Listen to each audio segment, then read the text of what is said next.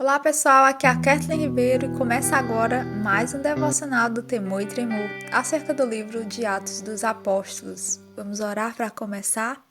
Pai soberano, justo e justificador daqueles que te temem, seja tu glorificado eternamente, Salvador e Deus poderoso, que o teu poder seja notório no meio do teu povo e um terror para os teus inimigos. Salva-nos, Senhor. Salva-nos de todos aqueles que não te honram, daqueles que amam a violência, começando por nós mesmos. Converte-nos a ti todo dia e faz brilhar o teu rosto sobre nós. Concede que possamos vislumbrar a tua santa herança para sempre e que não confiemos em nós mesmos, mas no sacrifício e na morte que nos redimiu, bem como na ressurreição do teu Santo, a qual prova de uma vez por todas que o Senhor aceitou essa oferta em nosso favor e que o Senhor nos salva de todos os nossos inimigos por meio dela.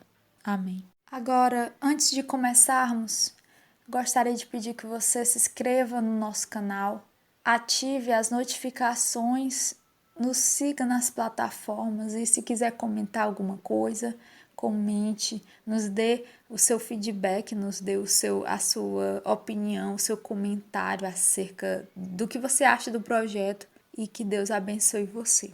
Agora vamos fazer a leitura em Atos capítulo 13, versículos do 32 ao 41.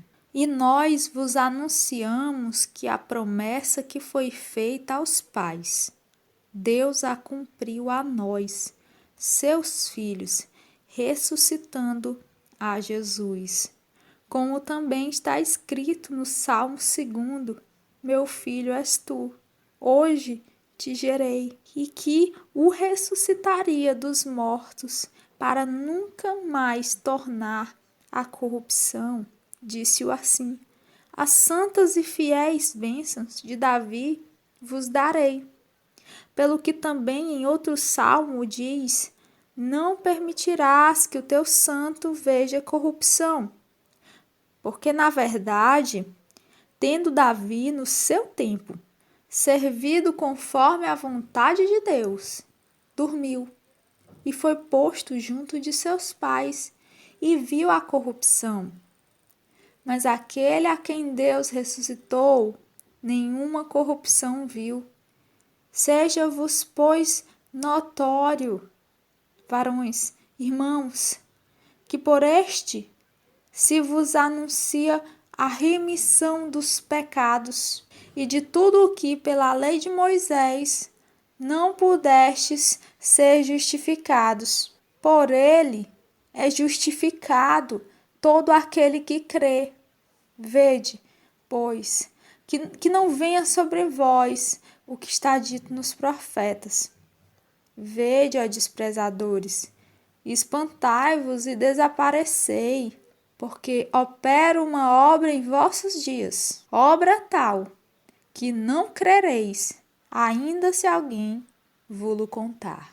Então nós vamos em direção ao verso 33, quando ele diz aquela frase tão famosa do Salmo 2, versículo 7. Tu és meu filho, hoje te gerei. E a gente não vai adentrar muito nessa questão da geração de Cristo, porque é muito complexa e os teólogos eles ainda discutem, muitos teólogos eles debatem acerca disso. Nós temos Agostinho falando que hoje significa eternamente, perpetuamente. Outros dizem, não, é declarado Filho de Deus em poder, quando Deus o ressuscitou dos mortos, conforme Romanos 1,4. Então a gente não vai entrar nessa questão. O que nós sabemos com certeza é que o Pai trouxe Cristo à luz para que o mundo soubesse que ele foi gerado por ele. Então, no verso 34, ele retorna à questão da ressurreição, dizendo que ele o ressuscitaria dos mortos para que nunca mais tornasse a corrupção, por causa das santas e fiéis bênçãos de Davi, que ele daria a ele. E aqui ele tem a frase de que ele seria ressuscitado, e a morte não teria mais poder sobre ele. É isso que corrupção significa na Bíblia, ser corrompido, ter o seu corpo corrompido. Ele ressuscitou para que não pudesse voltar a morrer nunca mais, o que nos garante que nós também ressuscitaremos e também seremos libertos da morte eternamente. Vocês podem imaginar o impacto daquelas palavras para os ouvintes que ali se encontravam? Paulo estava dizendo com toda certeza que toda a autoridade foi dada a Cristo no céu e na terra, conforme Mateus 28:18, inclusive a autoridade sobre a própria morte. Por quê? Porque as santas e fiéis bênçãos prometidas a Davi, ele daria a ele. Então ele continua no verso 35, dizendo: pelo que também em outro salmo diz, não permitirás que o teu santo veja corrupção. Por quê? Porque Davi não chegou a ver cumprido essas promessas. A ele foram tão somente prometidas, mas Davi não viu cumprida, posto que não eram de fato dirigidas a ele como o objeto final daquelas promessas. Você vê que no Salmo 2 ele é chamado de filho porque ele era rei e era costume aos reis serem chamados filhos de Deus. Isso é percebido até mesmo no mundo pagão, em que os reis eram quase semideuses. Só que a questão era que aquele verso não era dirigido especificamente a Davi de fato. Ele era apenas uma figura daquele que viria e que de fato seria o objeto daquelas promessas. E então, Paulo continua no verso 36, porque na verdade, tendo Davi no seu tempo servido conforme a vontade de Deus, ele dormiu, ele morreu e foi posto junto de seus pais e viu a corrupção. Então ele trata aqui a questão do fato de não ter sido cumprida em Davi, posto que ele viu corrupção, ele se deteriorou, a morte veio para ele e ele não voltou à vida, como está escrito no Salmo 16, verso 10, que ele cita aqui no verso 35 do capítulo 13 de Atos. Olha, não permitirá que o teu santo veja corrupção. Então Paulo diz, mas como assim? Porque Davi, ele de fato viu corrupção, mas este de quem falava e a quem a promessa era de fato dirigida e teria seu perfeito cumprimento, ele não veria corrupção.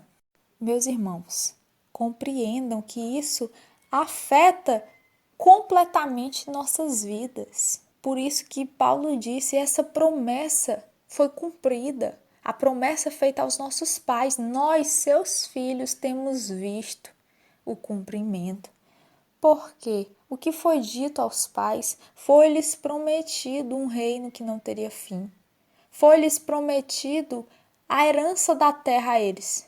Foi-lhes prometido vida em segurança de seus inimigos ao redor, em uma terra que mana leite e mel. Mas agora nós vemos o cumprimento dessas promessas naquele que ressuscitou. E então Paulo os convoca, porque seja notório, irmãos varãos, que por este se vos anuncia a remissão dos pecados. Então ele convoca cada um dos que estavam ali, seja judeu ou gentil, a abraçarem essa promessa feita a Davi e cumprida em Jesus Cristo. Recebam o perdão dos seus pecados e chegue a vós os tempos de refrigério de que falaram os profetas. Verso 40. E não rejeiteis como aqueles que rejeitaram. Então ele traz aqui uma advertência. Vejam que ao mesmo tempo em que aquele dom era tão magnífico, ele trazia consigo a possibilidade, pelo fato de que não era algo tão usual, mas impressionante, uma maravilha. Havia a possibilidade daqueles que ouviam serem endurecidos em seus pecados e não darem ouvidos à verdade, como é citado aqui por Paulo no capítulo 13, verso 40 e 41, o profeta Abacuque. Ele cita o profeta Abacuque, no capítulo 1, verso 5. Vede entre as nações e olhai, maravilhai-vos e admirai-vos, porque realizo em vossos dias uma obra que vós não crereis, quando vos for contada. Que o profeta Abacuque trazia o juízo de Deus sobre Judá por meio dos caldeus, só que eles não acreditavam. Eles não acreditavam que Deus iria fazer uma obra tremenda por meio daquele povo pagão. Isaías também há referência aqui, porque no capítulo 29, verso 14, ele também cita essa mesma advertência. Eis que continuarei a fazer uma obra maravilhosa no meio deste povo, uma obra maravilhosa e um assombro, porque a sabedoria dos seus sábios perecerá e o entendimento dos seus prudentes se esconderá. Aqui ele se refere também a um juízo contra Judá, só que com relação ao povo da Assíria.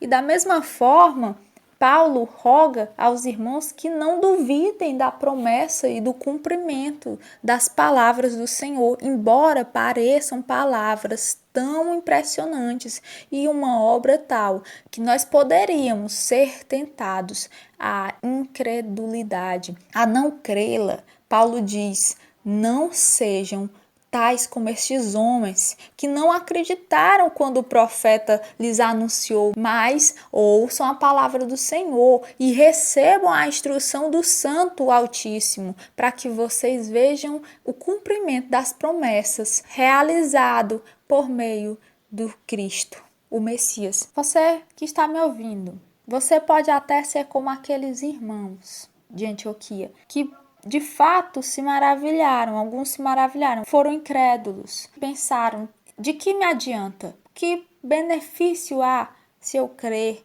que Cristo ressuscitou? E eu quero dizer a vocês que se Cristo ressuscitou, nós também ressuscitaremos. Isso não é uma coisa pequena.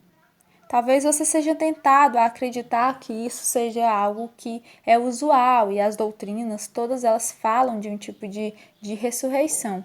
Mas a verdade é que Deus estabeleceu Cristo para que ele pudesse ser o primeiro dentre os mortos, o primogênito, aquele que seria o cabeça de uma nova raça de super seres humanos. Não é os X-Men aqui. Não estou falando dos mutantes. Eu estou falando da nova raça, cujo cabeça federal é Cristo e não mais Adão.